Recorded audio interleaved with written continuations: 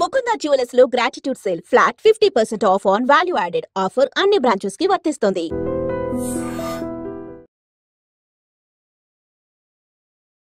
Welcome to I dream. ప్రస్తుతం తెలంగాణ రాష్ట్రంలో రాజకీయాలు చాలా వేగంగా మారిపోతున్న పరిస్థితి అయితే కనిపిస్తోంది.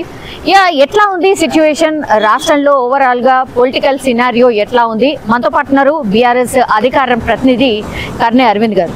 నమస్తే.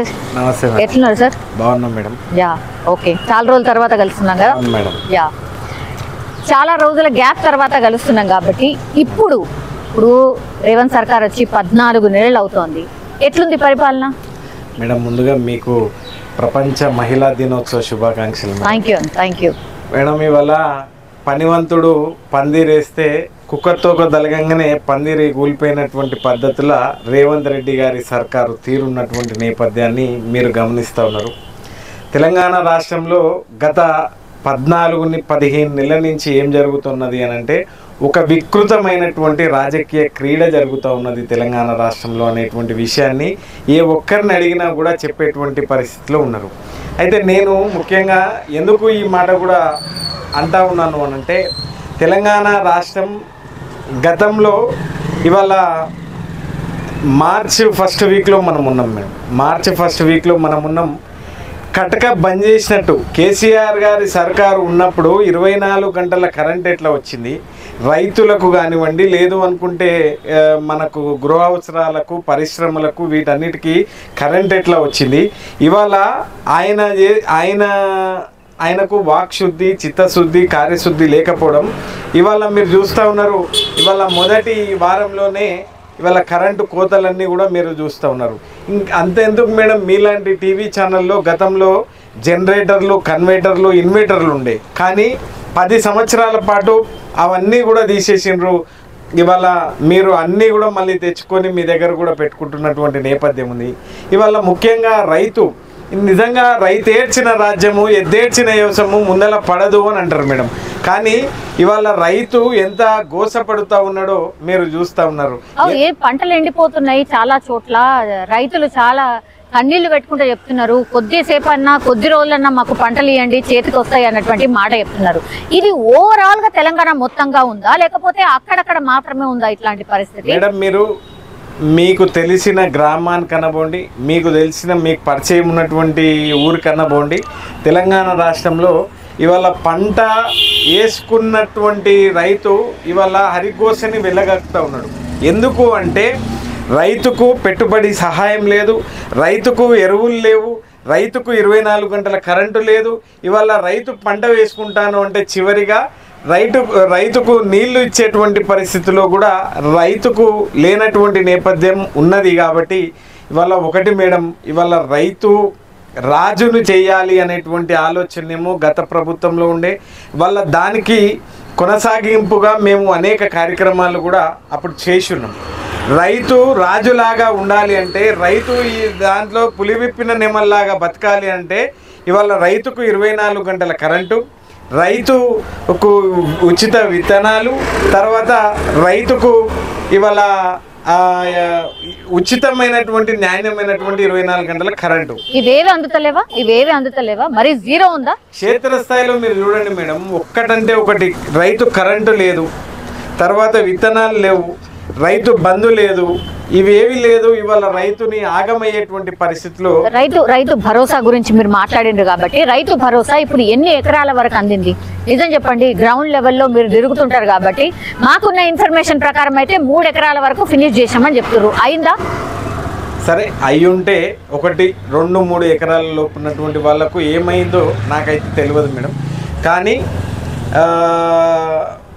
క్షేత్రస్థాయిలో ఉన్నటువంటి పరిస్థితి ఏంటి అంటే, వీళ్ళు అధికారంలోకి 6 గ్యారంటీల పేరు మీద, 420 హామీల పేరు మీద వీళ్ళు అధికారంలోకి వచ్చిండ్రు.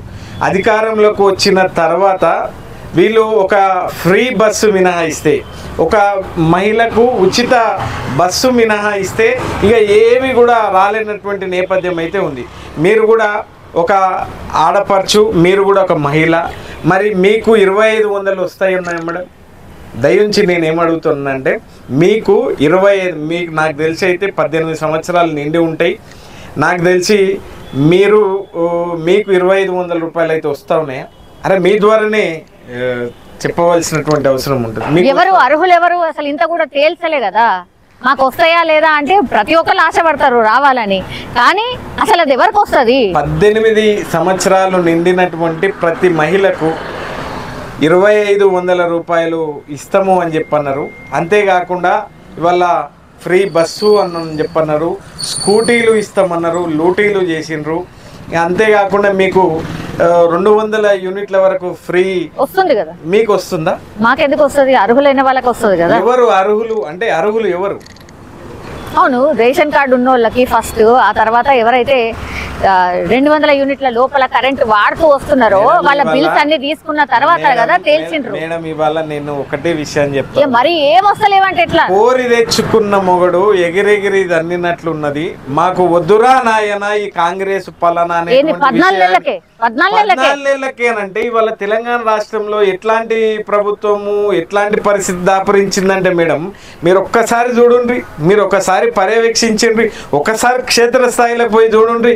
ఇవాళ మహిళలకు ఇట్లా చేసిండ్రు, రైతు అన్నదాతలకు వాళ్ళ ఉసురు పోసుకుంటుండ్రు.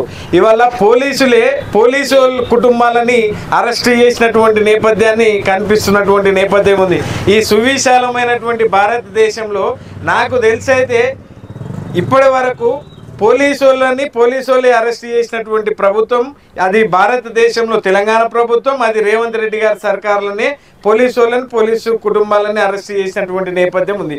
ఇవాళ ఏ ఒక్కరు ఆనందంగా ఉన్నారు అనేటువంటి విషయాన్ని మనం ఒకసారి పరిశీలిస్తే కనుక ఎవ్వరు కూడా తెలంగాణ రాష్ట్రంలో అది లేదు. ఇవాళ గతంలో మీరు చూసిండ్రు ఆ రోజు 2000 ఇన్ని ఇబ్బందులు ఉంటే మరి మీ నాయకులు ఎందుకు బయటికి రావట్లేదు, ఎందుకు పోరాటం చేస్తలేరు, అసెంబ్లీకి ఎందుకు వస్తలేరు అని అడుగుతున్నారు. మరి నిన్ననే ఇవాళ మా పార్టీకి సంబంధించి 25 సంవత్సరాల ప్లీనరీ ఏర్పాట్ల కోసం తెలంగాణ తొలి ముఖ్యమంత్రి కేసీఆర్ గారి అధ్యక్షతన వారి వ్యవసాయ క్షేత్రంలో భేటీ జరిగింది మేడం. తప్పకుండా కేసీఆర్ గారు అసెంబ్లీకి వస్తారు. ఇప్పుడు ఈ బడ్జెట్ సమావేశంలో తానే నిన్న ప్రకటించినటువంటి నేపథ్యం ఉంది. తప్పకుండా నేను అసెంబ్లీకి వస్తాను. ఇవాళ తెలంగాణ రాష్ట్రంలో జరుగుతున్న అరాచక పాలన కానివ్వండి, లేదు అనుకుంటే జరుగుతున్నటువంటి విధానాలపైన తప్పకుండా ఎండగడుతారు. ఈ 14 నెలలలో ఏమైందో కూడా కూలంకుషంగా ఆయన తప్పకుండా వివరిస్తారు అనేటువంటి విషయాన్ని ఐడ్రీమ్ వేదిక ద్వారా తెలియజేస్తూ ఉన్నాం మేడం.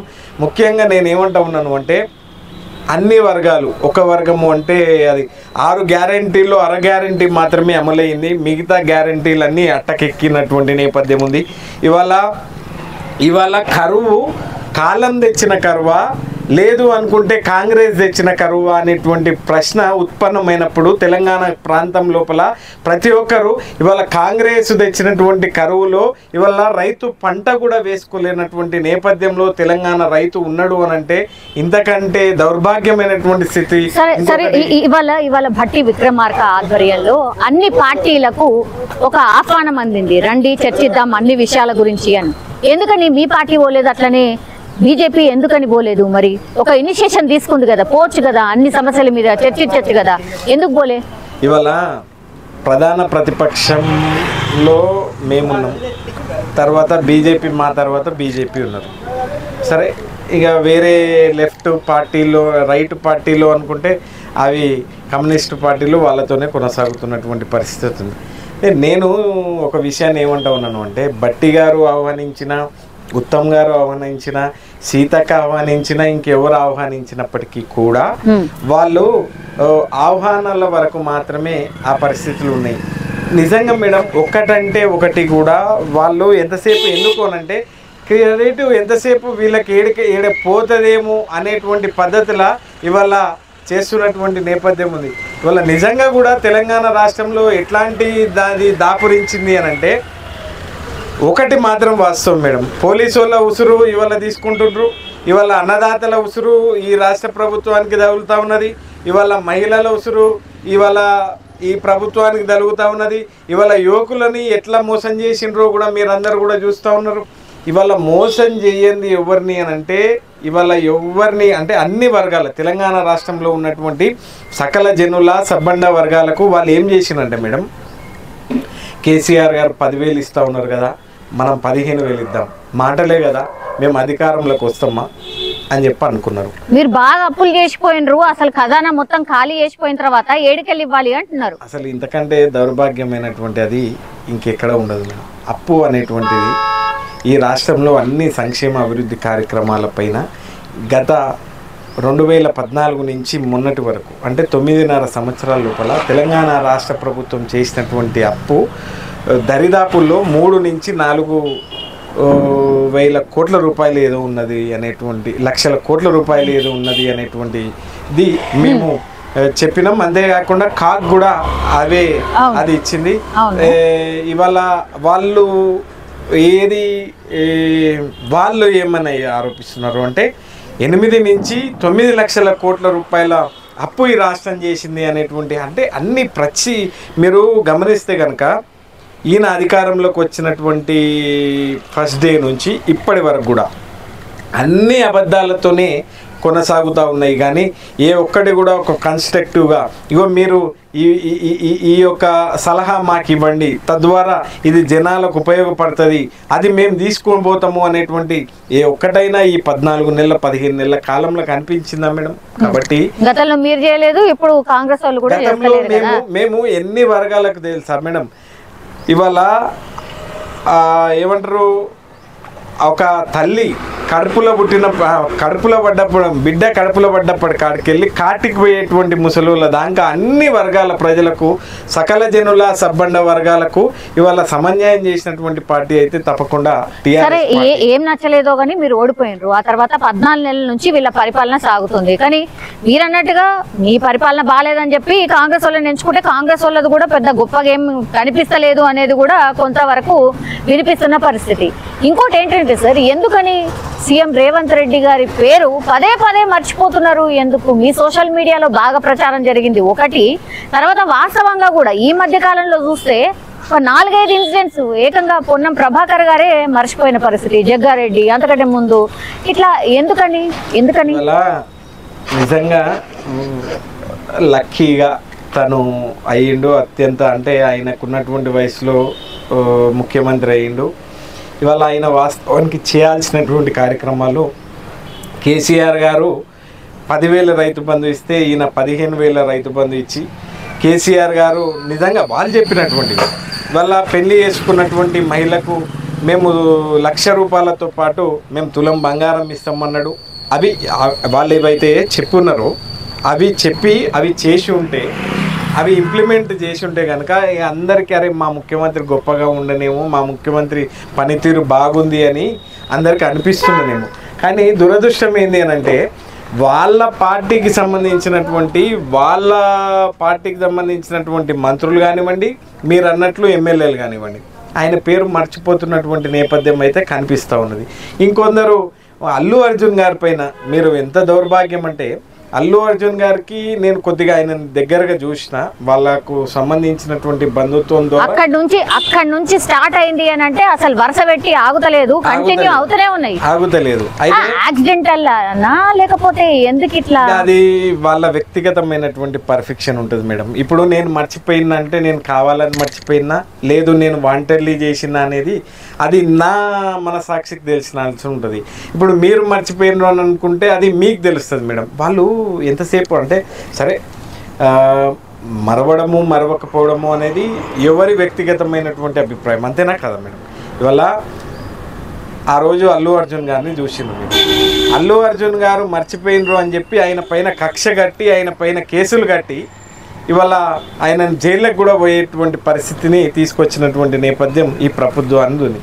అయితే కక్ష కట్టుడు, కేసులు కట్టుడు, జైలను పంపుడు కాదు కదా మేడం. ఈ ప్రభుత్వం ఇవాళ మీకు గొప్ప అవకాశం ఇచ్చిండ్రు.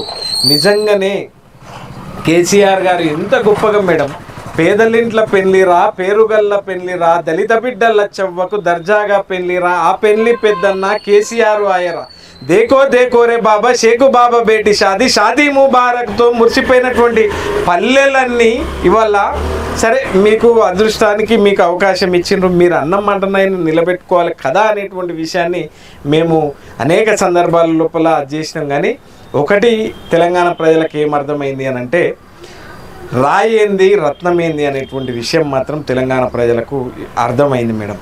ఇవాళ అమ్మ విలువ అన్నం విలువ అవి లేనప్పుడు మాత్రమే తెలుస్తాయి అనేటువంటి విషయాన్ని అంటారు కదా పెద్దలు. ఇవాళ అవి లేవు కాబట్టి కేసీఆర్ గారు నిజంగా కూడా మేడం ఎట్టికైనా మట్టికైనా మనోళ్ళు ఉండాలి అని అంటారు. ఇవాళ కేసీఆర్ గారు ఈ రాష్ట్రంలో ఇవాళ మనకు ఇంటి పార్టీ అయినటువంటి బీఆర్ఎస్ పార్టీ వెంటనే మేము పోలరైజ్ అవుతాం. ప్రతి ఎన్నిక లోపల మేము ఇవాళ సరే తప్పు చేసి ఉన్నాం. మీరు చూస్తూ ఉన్నారు కదా మేడం, మీరు ఎక్కడ సోషల్ మీడియా ఓపెన్ చేసినా వార్తలు ఓపెన్ చేసినా లేదు అనుకుంటే మీరు ఏ నలుగురితో మాట్లాడినా కేసీఆర్ గారి పాలన ఇంత గొప్పగా ఉండే ఇవాళ ఎట్లాంటి దాంట్లో మేము ఉన్నాము అనేటువంటి విషయాన్ని అయితే మాట్లాడుకుంటున్నారు కదా. సోషల్ మీడియాలో ఇంకో 2 ప్రచారాలు కూడా జరుగుతున్నాయండి. ఇప్పుడు బీసీ ఉద్యమం చాలా పెద్ద ఎత్తున నడుస్తోంది. ఒకవైపేమో తెలంగాణ జాగృతి తరఫున కవిత గారు, ఇంకోవైపేమో ఇప్పుడు తీన్మార్ మల్లన్న ఎవరైతే సస్పెండ్ అయిందో కాంగ్రెస్ పార్టీ నుంచి, యాక్చువల్లీ దీని వెనకాలంతా మీ నాయకుడే కేసీఆర్ గారే ఉన్నారు అనేది కూడా ఒక ప్రచారం జరుగుతుంది. అట్లా జరుగుంటదా? ఇవాళ కట్టే కొట్టే తెచ్చే టైప్ లో చెప్పండి, ఉన్నారా లేదా? నేను ఎట్లా ఉంటుంది మేడం, నేను ఏమంటున్నానంటే వాళ్ళు సస్పెండ్ చేస్తారు. సస్పెండ్ చేసిన తర్వాత నిజంగా కూడా మీరు ఆ ఎపిసోడ్ని పరిశీలిస్తే కనుక దాన్ని గమనిస్తే కనుక తీర్మార్ మల్లన్న గారు ఏమన్నారు, మీరు అన్నట్లు కామారెడ్డిలో 42% రిజర్వేషన్ కల్పిస్తున్నారు. రాహుల్ గాంధీ గారే స్వయంగా వచ్చి ప్రకటించారు. మీరు కులగణన అనేటువంటి కులగణనని తీసుకొచ్చారు, అది బోగసు అనేటువంటి విషయాన్ని చెప్పిండు మేడం. ఇవాళ ఆయన భావాన్ని ఆయన వ్యక్తపరిచిండు. ఆయన భావాన్ని ఆయన వ్యక్తపరిచినందుకు ఆయనకు షోకాస్ నోటీసులు ఇచ్చిండ్రు, ఆయనను సస్పెండ్ చేసిండ్రు.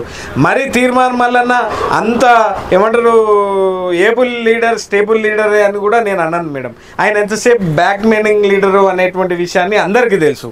అయితే మీరు గతంలో మీకు డ్యామేజ్ చేసిండు, బాగా బీఆర్ఎస్ కి డ్యామేజ్ చేసిండు, ఆయన అరెస్ట్ కూడా చేపించారు కదా మేడం. నేను ఏమంటా ఉన్నాను, మళ్ళీ ఎట్లా తీసుకుంటారు అనేది ఇప్పుడు తీసుకుంటారు. మేము చెప్పినమ్మా ఎక్కడన్నా మా పార్టీ ప్రచారము నేను ఏమంటా ఉన్నాను మేడం, ప్రచారము రకరకాల ప్రచారాలు జరుగుతాయి. ప్రచారం వేరు వాస్తవం వేరు కదా. నేను ఏమంటున్నా అంటే వాస్తవం వేరు ప్రచారం వేరు ఉంటుంది. అయితే నిజంగా పార్టీ వర్కింగ్ ప్రెసిడెంట్ గారు లేకుంటే పార్టీకి సంబంధించినటువంటి ముఖ్యులు ఎవరైనా మల్లన్న గారిని మేము తీసుకుంటాం మా పార్టీలోకి అని ఎక్కడన్నా చెప్పిండ్రా?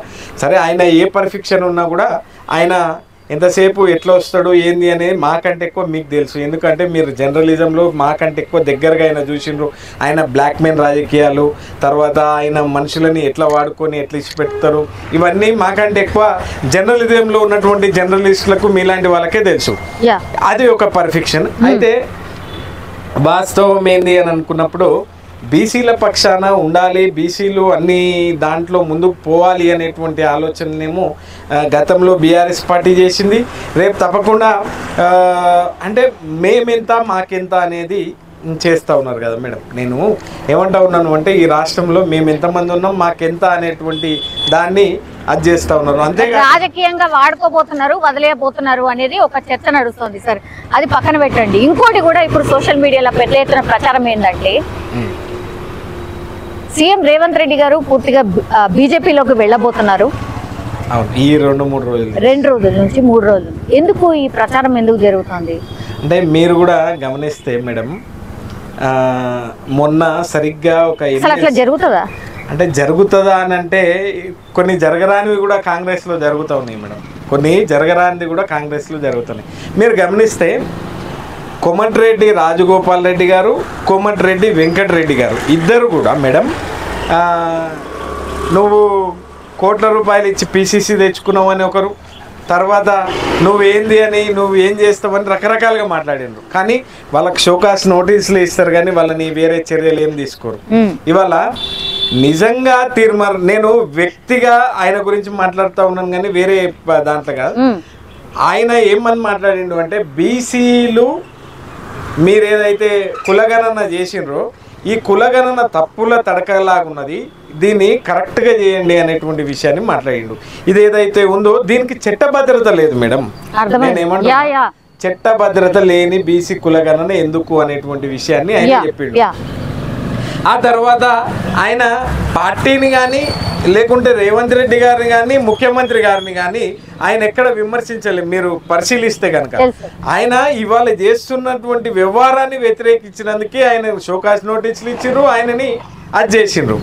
ఇక మీరు రేపు ఇంకో పరిణామం ఎట్లా జరగదు అని మీరు ఎట్లా అనుకోరు మేడం? అనుకుంటారు. నేనేమంటున్నా అంటే తప్పకుండా ఇవాళ రేవంత్ రెడ్డి గారు మొన్న ఎన్నిక జరిగింది నరేందర్ రెడ్డి గారు నిజామాబాద్ కి కరీంనగర్ కి ఆ ప్రాంతానికి పోతాడు. మీరైతే పోటీలే లేరు కదా మరి. నేను ఆ విషయం కూడా చెప్తా. అయితే పోయి ఏమని అంటాడు అంటే నరేందర్ రెడ్డి గారు గెలిచినా ఓడినా ఈ ప్రభుత్వానికి వచ్చేటువంటి నష్టము లేదు లాభము లేదు అని మాట్లాడతాడు. ఒక అభ్యర్థి పైన ఇట్లాంటి మాటలు ఇప్పుడు నువ్వు పోయింది దేనికి? అంతేనా కాదా మేడం? ఇప్పుడు మీరు గెలిపించేటందుకు పోయేటువంటి క్రమంలో అరే మా అభ్యర్థిని గెలిపించండి, తద్వారా నేను మీకు ఈ హామీలు ఇస్తా, లేకుంటే మీ నియోజకవర్గం అంటే అది ఏది లేదు. మీ గ్రాడ్యుయేట్లకు నేను ఇంకేమన్నా ఇస్తా, మీకు లాభమయ్యే పద్ధతిలో ఈ ప్రభుత్వం పనిచేస్తుందని లేదు. అక్కడ కేసీఆర్ని తిట్టడం, అక్కడ సంక్షేమ అభివృద్ధి కార్యక్రమాల గురించి మాట్లాడండి. సరే ప్రభుత్వ ప్రతినిధిగా ఉన్నాడు కాబట్టి ఎవరైనా చెప్తారు, మాట్లాడితే తప్పలేదు. ఎందుకు బీజేపీలకు పోతాడు అనేది ఎందుకు వచ్చింది? అయితే నేను అదే చెప్తా ఉన్నా, బీజేపీలకు పోతాడు అనేటువంటి విషయాన్ని ఆది నుంచి చెప్తా ఉన్నారు. ఆది నుంచి కూడా మీరు గమనిస్తే కనుక ఆయన పైన కూడా ఓటుకు నోటు కేసు ఉంది మేడం. ఆయన పైన కూడా ఓటుకు నోటు కేసు ఉంది. దాంట్లో అడ్డంగా దొరికి జైలు కూడా పోయినటువంటి నేపథ్యం ఉంది. ఇవాళ నిజంగా బీజేపీలకు పోతాడా అని అనుకునేటువంటి ఆలోచన ఎవరికి వచ్చినా కనుక తప్పకుండా ఇక్కడ వీళ్ళందరూ సీనియర్లు అందరూ కూడా ఏకమై ఈ ప్రభుత్వాన్ని కూల్చేటువంటి క్రమంలో అటు పోయి మళ్ళీ నిల్చుంటాడు అనేటువంటి ఆలోచన కూడా క్షేత్ర స్థాయిలో అక్కడ వాస్తవం ఎంత అవాస్తవం ఎంత నాకు కూడా తెలియదు మేడం. దయచేసి నేనేమంటా ఉన్నాను అంటే సామాన్య ప్రజలు క్షేత్రస్థాయిలో ఉన్నటువంటి వాళ్ళు కచీర్ల కాడ మాట్లాడుకుంటారు కదా, వాళ్ళు మాట్లాడుకునేటువంటి మాట చెప్తున్నా కానీ ఆడ వాళ్ళు ఆ పరిస్థితి ఉందా లేదా అది వాళ్ళ party perfection madam. Thank you sir, thank you so much. చాలా విషయాల గురించి చెప్పారు. What is happening, general public ఏం మాట్లాడుతారు, పార్టీస్ కూడా ఏంది ఒపీనియన్ అనేది చెప్పారు. Thank you so much.